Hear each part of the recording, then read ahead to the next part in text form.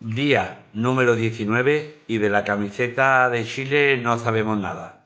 Parece que los futbolistas viven en un mundo paralelo, en un mundo aparte, en un búnker y no les llega mi petición.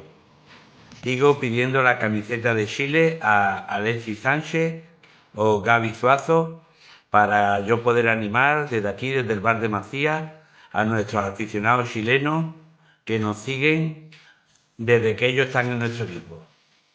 Animan como uno más. Así que ahora mismo confío más en que algún aficionado chileno me mande la camiseta antes que los jugadores. Venga, un saludo.